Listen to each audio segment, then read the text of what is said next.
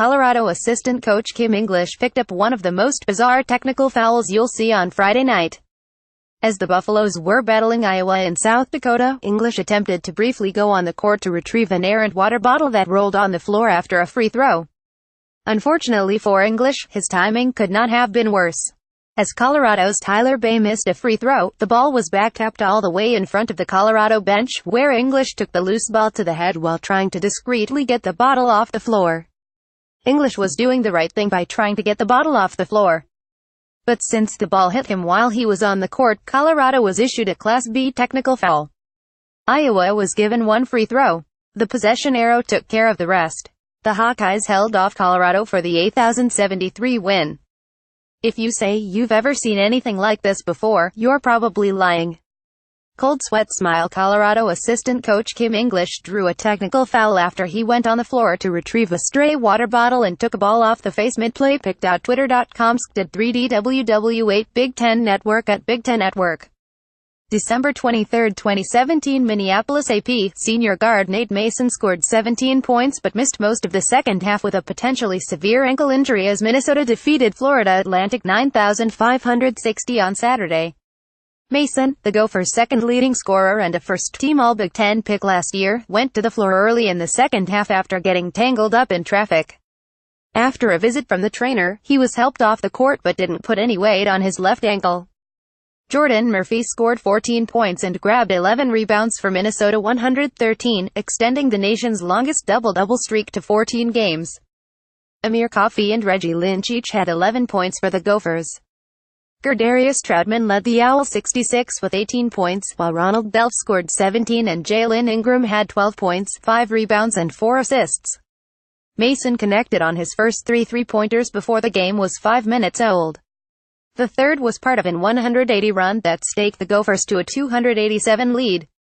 During that stretch, Murphy displayed his diverse skills that have helped him emerge on the national scene this year. On the defensive end of the floor, he wrestled a rebound away from the Owls' big men, and on the ensuing trip down the court, Murphy took a pass at the top of the key and drained a three-pointer. The Gophers shot 55% from the floor, hitting 11 of 25 three-pointers. Big picture. Florida Atlantic. The Owls have played 2 teams from major conferences and have been blown out in both. Coming off a 9,054 loss at Texas Tech on Tuesday, the Owls were hoping for a better showing at Minnesota, but their defense wasn't up to the test. Minnesota losing Mason for an extended stretch would be devastating to the Gophers' Big Ten hopes. The floor general is off to his best start as a Gopher, averaging 15.4 points per game and nearly 4 assists per turnover. Freshman Isaiah Washington would likely take over the point guard role in Mason's absence. Up next, Florida Atlantic at Florida International on deck. 30. Minnesota hosts Harvard on deck. 30. Aaron Holiday finished with 20 points and 8 assists and Chris Wilkes chipped in with 20 points of his own as UCLA landed their first marquee win in their final non-conference game, knocking off No. 7 Kentucky, 8,375. It's a massive win for a UCLA team that desperately needed something good to happen to them. The Bruins were 83 on the season entering Saturday. They were coming off an overtime loss to Michigan and a beatdown at home against Cincinnati. Their best win on the season, to date, came against a down Wisconsin team, and on Friday night the program announced that the 2 players that had shoplifted alongside LiAngelo Ball would be suspended for the rest of the season. UCLA was in danger of putting themselves in a position to end up back in the NIT. They only play the Arizona schools once during Pac-12 play, and those might actually be the only 2 good teams in the conference. Oregon has potential, as does USC, but neither of those programs have done much of anything this season. The Bruins badly needed this. But the thing is, Kentucky kind of did, too. The Wildcats now have just 2 non-conference games left: Louisville at home and at West Virginia in January. As it stands, a win over Virginia Tech at home is their only win against a top 70 team on KenPom, and a win over Monmouth is their only win away from Rupp Arena. Hamidou Diallo finished with 18 points, and Kevin Knox added 15, but the Wildcats found themselves in a hole early in the second half and were never able to dig their way out. As a team, UCLA shot 12 for 30 from beyond the arc, and one of the reasons they were able to get so many clean looks from 3 was that Kentucky could not keep UCLA out of the paint. It's a concern that's worth mentioning for the Wildcats at this point. For a team that was supposed to be a menace on the defensive side of the ball, they've now given up 86 points on 76 possessions and 83 points on roughly 71 possessions in their last 2 games. New Orleans AP, Joel Berry II and Theo Pinson each scored 19 points, and No. 5 North Carolina bounced back from a loss to Wofford with a convincing 8,672 victory over Ohio State on Saturday. Pinson scored 6 points on flawless free throw shooting inside the final 106 of the game as the Tar Heels 112 kept the Buckeyes 104 at bay in the CBS Sports Classic. Cameron Johnson, a graduate transfer from Pittsburgh whose recent debut was delayed by injuries, scored 13 points in just his second game for North Carolina, which had 13 three-pointers. Keita Bates-Diop had 26 points, 1 point shy of his career high, for Ohio State. He shot 10 of 17 for the game and scored 19 points in the second half, including 8 straight for Ohio State during a late 134 run that briefly pulled the Buckeyes within 7,869 with 110 to play. C.J. Jackson scored the first 11 points for Ohio State before finishing with 19 for the game, while Caleb Wesson added 12 points. North Carolina's Dalik Felton scored 12 points, joining Johnson in giving the Tar Heels 2 reserves with 12 or more points. Felton scored all of his points on three-point range, from where he went 4 of 5 and from where UNC went 13 of 25. Luke May grabbed 10 rebounds for North Carolina in an all-around performance that included 9 points, 4 assists, 2 steals and a block.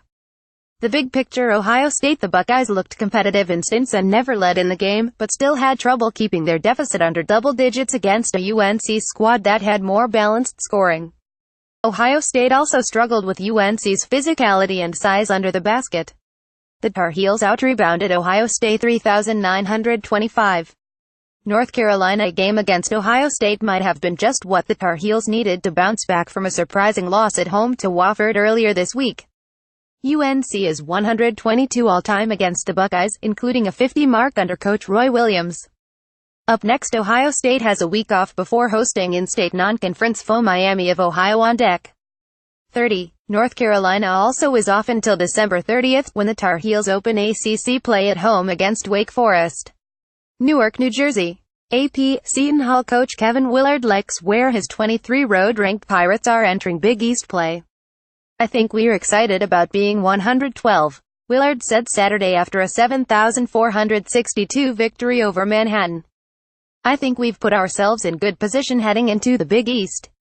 But Willard has a lot on his plate, namely, the suspension of senior forward Ismael Sanogo before the game, the loss of sophomore guard Miles Powell to an ejection during the game, and the near loss of freshman guard Jordan Walker, who left the program and returned last Tuesday.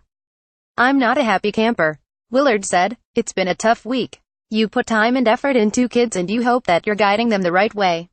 When it goes off the rail a little bit, it's like a stab in the heart. I'm disappointed and sad. I'm not going to have a Merry Christmas." Sanogo was suspended for something off the court, not basketball-wise, Willard said. "I'm in no rush to bring him back," Willard said. "You have to act in a certain way at this university. When you don't, then it's a big issue with me." Willard said that he had no real problem with Powell's ejection. He left with 40 seconds remaining in the first half, along with Manhattan's Rich Williams, after an altercation under the Manhattan basket, after scoring 13 points in the first half. "Both teams were playing hard and aggressive," Willard said. "Sometimes we have situations like this." Angel Delgado scored 15 points and grabbed 18 rebounds to lead the way for the Pirates. It was the 9th time this season and the 59th time in his career that Delgado reached double figures in both points and rebounds. "We just came here and took care of business," Delgado said. "The Big East are real games now. We have to play hard and be aggressive and get ready for Creighton, the Pirates' next opponent." Deck 28. "I think Angel has been as consistent as any big man in the country," Willard said. "He loves the physicality from other teams. He would much rather play against a team that is going to W him because he gets to W him back." Kadeen Carrington added 15 points and Daisy Rodriguez scored 13 points, grabbed 7 rebounds and had 5 assists, as the Pirates had all 5 starters score in double figures. Michael Nzei had 10 points and 5 rebounds for the winners. The victory was the 7th in 8 games for the Pirates' 112. The Jaspers 57 were led by Zane Waterman, who had 18 points, and Calvin Crawford, who had 10. Manhattan head coach Steve Masiello, who served as an assistant at Louisville with Willard for 3 seasons, gave his team credit for playing tough against the bigger Pirates. "The first half was a bit of a disappointment," Masiello said. "But we battled hard in the second half. We need to clean up some things now that it's down to conference play. But I'm very proud of the way we competed today." The Pirates put the game away with a 130 run in the first half, keyed by 5 straight points from Powell on a three-pointer and a steal and thunderous slam, and capped by Powell's layup off a drive, giving the Pirates a 3,620 lead. Rodriguez and Powell paced the Pirates with 13 points each at the half, with the Pirates holding a 4,927 lead. Delgado scored on a dunk and a free throw that pushed the lead to 5,431 with 17:40 left. Patrick Sturzala hit 2 straight three-pointers to bring the Jaspers within 7,456 with 252 remaining. The Jaspers then scored 4 straight points with the Seton Hall starters on the bench to slice the lead to 7,460 with 2 minutes remaining. Senior leadership: the Pirates are the only Division I team to have 3 players who have scored 1,000 or more points during their career in Carrington, Delgado and Rodriguez. Friendly faces: Willard and Masiello were assistant coaches on Rick Pitino's staff at Louisville from 2005 through 2007. "I learned so much about scouting and how to prepare for games from Kevin Willard," Masiello said. Willard said that he might face Manhattan in the future because of his good relationship with Masiello. "We've talked about it for a couple of years," Willard said. "We might have a long-term series and we might go there to the Bronx to face them. I respect him and how they play. It's all about what makes this area good for college basketball." Strange series lead. Although Saturday marked the first time the schools faced each other since 2005, Manhattan leads the all-time series 2,721. But the teams have faced each other only 3 times since 1985. Welcome back. Jordan Walker, who apparently left the team for 2 days over his lack of playing time, then was talked back into returning by Seton Hall officials, returned to action with 13:30 in the first half and received a warm welcome from the Seton Hall faithful in attendance. Walker responded with a wide smile. Walker had 2 points and 2 assists in 16 minutes Saturday. Altercation and ejections. With just 40 seconds left in the first half, Seton Hall's Delgado and Manhattan's Waterman locked arms in a wrestling match under the Manhattan basket, going for a rebound. The altercation got heated and eventually Powell and Williams were ejected from the game. But according to Big East Assistant Commissioner John Paquette, Powell will not be suspended for the Pirates' next game, the Big East opener against Creighton on Thursday. Double trouble. The 59 double-doubles by Delgado is the top figure in the nation. Delgado is the only active Division I player with more than 1,000 career points and 1,000 career rebounds. The big picture: Seton Hall. The Pirates have won 23 straight games against non-conference opponents and 28 straight non-conference wins at the Prudential Center. Manhattan Waterman became the 38th player in Manhattan history to reach the 1,000-point plateau with a basket Wednesday night in a win over Hofstra. Up next, the Pirates break for the holidays and return Thursday, December 28th to face number 25 Creighton in the Big East regular season opener. The Jaspers are off until next Saturday when they host Fairfield in the MAAC regular season opener. Newark, New Jersey. AP Angel Delgado scored 15 points and grabbed 18 rebounds. Kadeen Carrington scored 15 and Daisy Rodriguez added 13 points, 7 rebounds and 5 assists, leading No. 23 Seton Hall to a 7,462 victory over Manhattan on Saturday at the Prudential Center. The victory was the 7th in 8 games for the Pirates' 112. Miles Powell had 13 points for Seton Hall before he was ejected in an altercation right before halftime. Michael Nzei had 10 points to give the Pirates 5 players in double figures.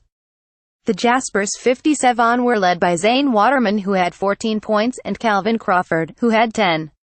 The Pirates put the game away with a 130 run in the first half, keyed by 5 straight points from Powell on a three-pointer and a steal and thunderous slam, and capped by Powell's layup off a drive, giving the Pirates a 3,620 lead. Rodriguez and Powell paced the Pirates with 13 points each in the half, with the Pirates holding a 4,927 lead.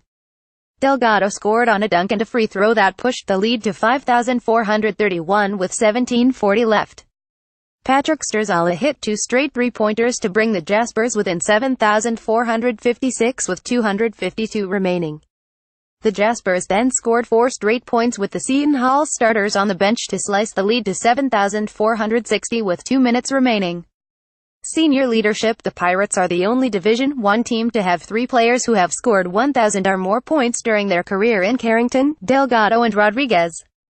All 3 scored in double figures Saturday and rank among the top 30 scorers in the history of the school, with Delgado moving past Donald Williams into the No. 29 spot Saturday. Carrington ranks 18th and Rodriguez 27th among all-time leading Seton Hall scorers. Strange series lead. Although Saturday marked the first time the schools faced each other since 2005, Manhattan leads the all-time series 2,721. But the teams have faced each other only 3 times since 1985. Welcome back. Jordan. Seton Hall freshman guard Jordan Walker, who apparently left the team for 2 days over his lack of playing time, then was talked back into returning by Seton Hall officials, returned to action with 13:30 in the first half and received a warm welcome from the Seton Hall faithful in attendance. Walker responded with a wide smile. Walker had 2 points and 2 assists Saturday. SANOGO suspended senior forward Ismael Sanogo, who started 5 of the Pirates' previous 12 games, was suspended indefinitely from the team Friday for violation of team and university rules, according to coach Kevin Willard. Ish has a responsibility to himself and his teammates to abide by all the rules of this university and team. Hope he will understand the opportunity he has attending Seton Hall University, and he will make the changes he needs to make to be allowed back on this team, Willard said. Altercation and ejections. With just 40 seconds left in the first half, Delgado and Waterman locked horns in a wrestling match under the Manhattan basket going for a rebound. The altercation got heated and eventually Powell and Manhattan's Rich Williams were ejected from the game. But according to Big East Assistant Commissioner John Paquette, Powell will not be suspended for the Pirates' next game, the Big East opener against Creighton on Thursday. Double trouble. It was the 59th time in Delgado's Seton Hall career and the 9th time this season that he collected double figures in points and rebounds. The total of 59 is the top figure in the nation. Delgado is the only active Division I player with more than 1,000 career points and 1,000 career rebounds. The big picture. Seton Hall. The Pirates have won 23 straight games against non-conference opponents and 28 straight non-conference wins at the Prudential Center. Manhattan Waterman became the 38th player in Manhattan history to reach the 1,000-point plateau with a basket Wednesday night in a win over Hofstra. Up next, the Pirates break for the holidays and return Thursday, Dec. 28 to face No. 25 Creighton in the Big East regular season opener. The Jaspers are off until next Saturday when they host Fairfield in the MAAC regular season opener.